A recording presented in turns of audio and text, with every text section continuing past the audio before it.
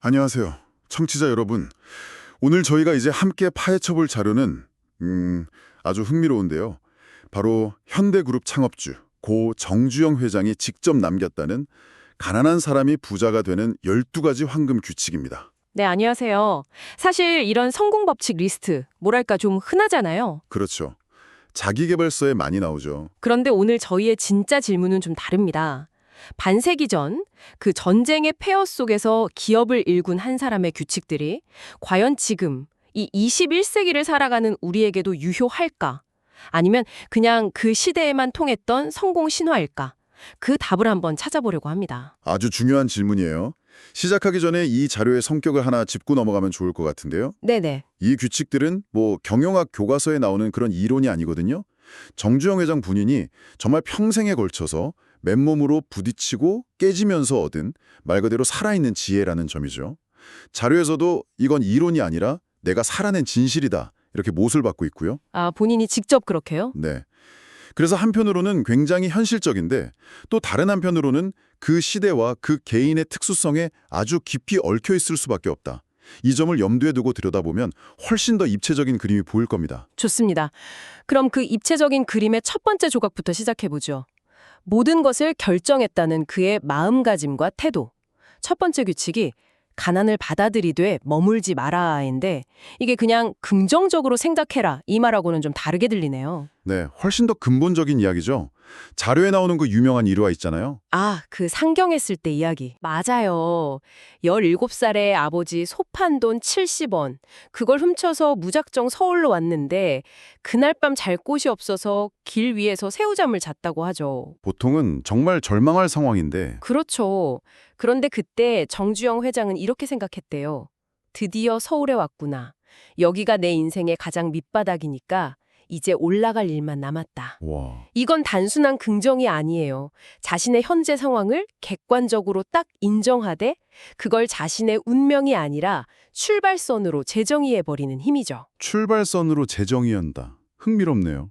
그런 마음가짐이 가장 극단적으로 드러난 사례도 있을까요? 이건 진짜 불가능한데 싶은 그런 상황을 뒤집어버린 순간 같은 거요? 아, 물론이죠. 가장 극적인 사례를 꼽으라면 단연 조선소 건설 이야기입니다. 조선소요? 네, 당시 한국은 배를 만들어 본 경험도 기술도 아무것도 없었어요.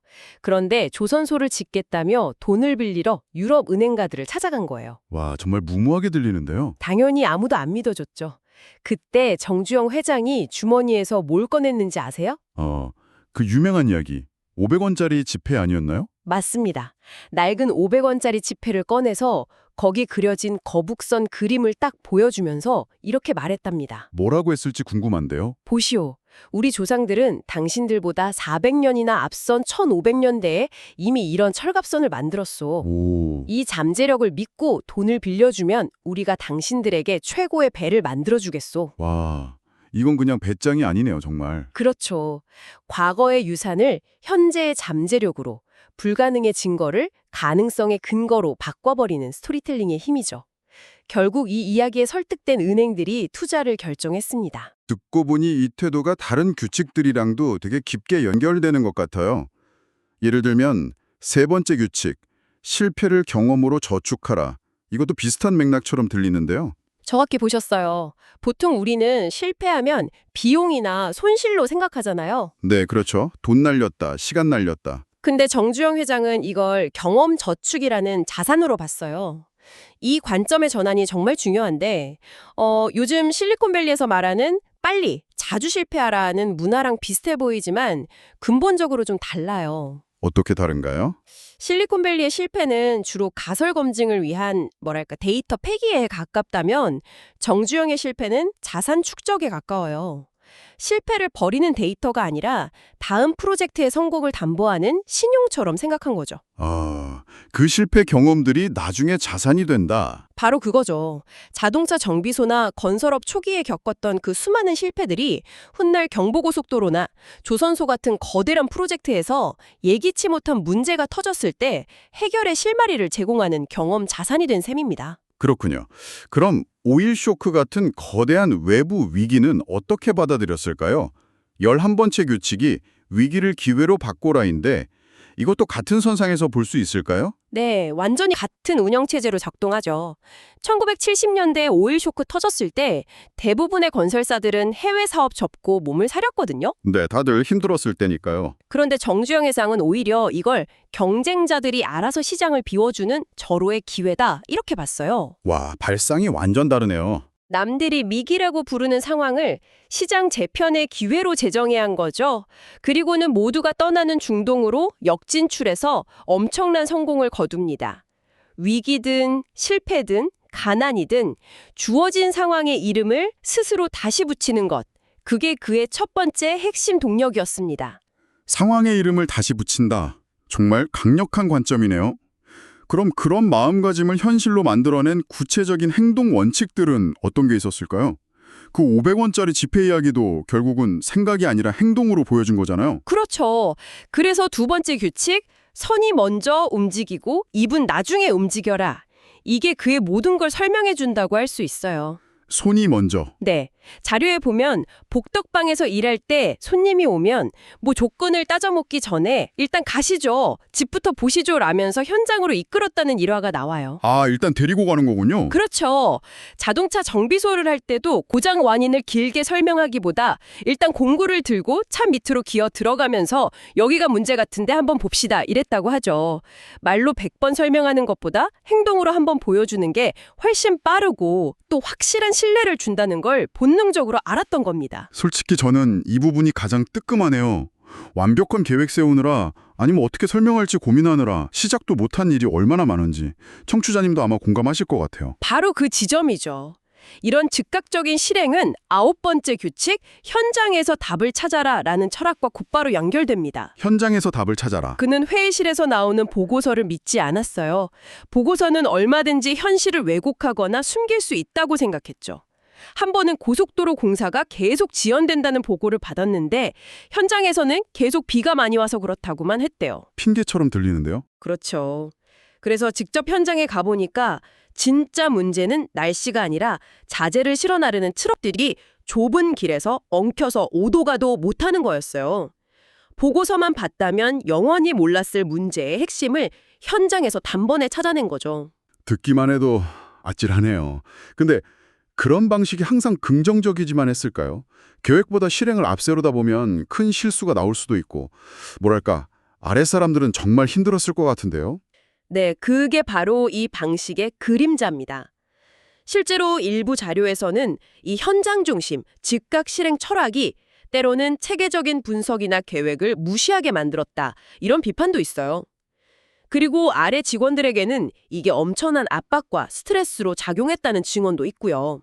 아, 역시 그런 면이. 네, 성공 신화의 이면에는 분명 그런 고단함도 있었던 거죠. 성공의 원인이 때로는 실패의 원인이 되기도 하는 그런 양면성을 보여주는 대목입니다. 그렇군요. 그런 엄청난 실행력을 평생 유지하게 만든 그만의 습관 같은 것도 있었을까요? 그의 가장 유명한 습관이 바로 네 번째 규칙이죠. 새벽을 지배하는 자가 인생을 지배한다. 새벽 기상. 그는 평생 새벽 4시면 어김없이 일어나서 하루를 시작했어요. 이건 단순히 부지런함을 넘어서는 전략적인 의미가 있었죠. 전략적이요? 네, 남들이 잠에서 깨어날 7시쯤이면 그는 이미 3시간 동안 하루의 주요 업무를 끝내거나 중요한 구상을 마친 상태였던 거예요. 물리적으로 하루를 남들보다 길게 쓴 거죠. 아, 남들보다 3시간을 더 버는 거네요, 매일. 그렇죠. 자동차 정비소 시절에 새벽 5시에 문을 열어서 밤새 술 마시고 차 고치러 오는 손님이나 새벽에 출근하는 트럭 운전사 손님을 독점했던 일화는 이 습관이 어떻게 실질적인 이익으로 이어졌는지를 잘 보여줍니다. 새벽 기상이라는 작은 습관이 경쟁 우위를 만들어냈군요. 맞아요.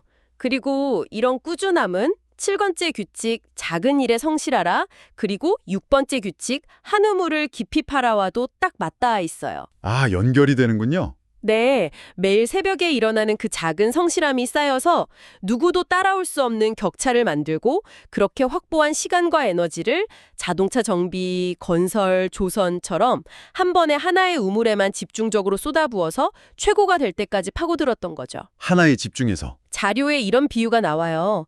큰 건물의 안전은 작은 나사 하나에서 결정된다. 작은 습관의 성실함과 한 분야에 대한 깊은 집중이 결국 거대한 성공이라는 집을 짓는다. 이런 통찰을 얻을 수 있습니다. 네, 이제 마음가짐과 실행력이라는 두 개의 큰 축을 살펴봤네요.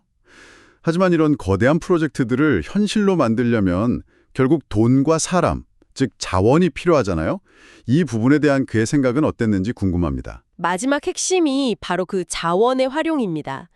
특히 돈에 대한 그의 생각은 5번째 규칙, 빚을 두려워하지 말되 헛되이 쓰지 말아에 잘 나타나 있어요. 이건 많은 사람들의 통념을 깨는 규칙인데요. 그렇죠. 보통 부자 되려면 빚부터 갚으라고 하잖아요. 네, 무조건 빚은 나쁜 거라고. 그는 빚을 두 종류로 명확히 구분했어요. 개인적인 소비를 위한 나쁜 빚과 사업을 확장하고 시간을 벌기 위한 좋은 빚으로요. 개인적으로는 지독할 정도로 검소했지만 사업을 키우기 위해서는 과감하게 빚을 성장의 지렛대로 활용했습니다. 성장의 지렛대요. 네. 예를 들어 정비소를 더 큰 곳으로 확장하고 싶은데 돈을 모으려면 1년이 걸린다고 해보죠. 그는 기다리는 대신 빚을 내서 즉시 확장하고 새 장비를 들여왔어요. 그리고 늘어난 수입으로 6개월 만에 빚을 다 갚고 더 큰 이익을 내기 시작했죠. 아, 빚을 통해 1년이라는 시간을 산 셈이네요. 바로 그겁니다. 시간을 산다는 표현이 정말 정확해요. 하지만 그가 돈보다 더 중요하게 생각했던 자산이 있었다고요? 네, 그게 바로 사람입니다. 10번째 규칙이 사람에게 투자하라인 이유죠. 사람에게 투자하라. 그는 직원을 비용이 아니라 미래를 위한 최고의 자산으로 봤어요. 이 관점의 차이가 모든 걸 바꾼 겁니다. 유능한 직원을 키우기 위해서 당시로서는 상상하기 힘든 해외 연수를 보내주고 가정 형편이 어려운 직원의 학비를 남몰래 대주고 혹속이 현장 인부들을 위해 아이스크림을 직접 챙기는 식이었죠. 단순한 복지 차원이 아니라 정말 투자라고 본 거군요. 그렇습니다. 심지어 수많은 직원들의 이름과 가족사까지 기억하면서 관심을 보였다고 해요. 이런 진심 어린 투자는 직원들에게 강력한 충성심과 소속감을 심어줬고 그게 결국 최고의 성과로 돌아왔죠. 자료는 분명히 말하고 있어요. 현대라는 거대한 기업을 만든 것은 결국 돈이나 기술이 아니라 정주영이라는 사람에게 투자받고 그에게 감동한 사람들이었다고요. 오늘 정주영 회장의 12가지 규칙을 마음가짐, 실행, 자원 활용이라는 세 가지 축으로 나눠서 깊게 들여다봤는데요. 들어보니까 이 규칙들은 그냥 흩어져 있는 12개의 조언이 아니라 서로 톱니바퀴처럼 맞물려서 돌아가는 하나의 거대한 시스템 같다는 생각이 드네요. 시스템처럼 보일 수 있죠. 그런데 저는 오히려 하나의 운영체제, OS에 가깝다고 봐요. 운용체제요. 네, 12개의 규칙들이 각각의 앱이라면 이 모든 앱을 실행시키는 바탕에는 나는 내 앞의 상황을 스스로 통제하고 바꿀 수 있다는 아주 강력한 믿음, 즉 OS가 깔려 있었던 거죠. 가난이든 불가능의 벽이든 경제 위기든 그 어떤 것도 주어진 환경이 아니라 내가 바꿔야 할 문제일 뿐이라는 그런 근본적인 세계관이요. 시스템보다 더 뿌리 깊은 개념입니다. 운영체제라니, 와, 정말 멋진 비유네요. 그럼 저희가 처음에 던졌던 질문으로 돌아와 보죠. 이 강력한 OS와 규칙들은 과연 오늘날에도 유효할까요? 제 생각엔 규칙의 형태는 시대에 따라 달라져야 하지만 그 본질은 여전히 유효하다고 봅니다. 형태는 바꾸되 본질은 유지한다. 네, 예를 들어서 이제 와서 새벽 7시에 사무실 문을 연다고 고객이 몰려오지는 않겠죠. 하지만 남들보다 먼저 시작해서 시장의 빈틈을 선점한다는 그 새벽 기상의 본질은 지금도 똑같이 중요하잖아요. 아, 그렇죠. 중동 건설 현장에 직접 날아가는 방식은 아니더라도 문제의 핵심을 파악하기 위해 데이터의 가장 깊은 곳, 고객의 가장 솔직한 목소리라는 디지털 현장으로 뛰어들어야 하는 건 마찬가지고요. 그렇군요. 결국 핵심 원칙을 어떻게 현대적으로 재해석하고 적용하느냐의 문제겠네요. 청취자 여러분께 마지막으로 생각할 거리를 던지면서 마무리하고 싶습니다. 정주영 회장의 시대와 지금은 분명 많이 다릅니다. 그렇다면 오늘 여러분의 삶과 일에서 손을 먼저 움직이는 것은 구체적으로 어떤 행동을 의미할까요? 또 이 디지털 시대에 현장에서 답을 찾는다는 것은 어떻게 적용해 볼 수 있을까요? 그의 핵심 원칙을 여러분 각자의 상황에 맞게 한번 재해석해 보는 것, 그것이 오늘 우리가 나눈 이야기의 진짜 시작이 아닐까 싶습니다.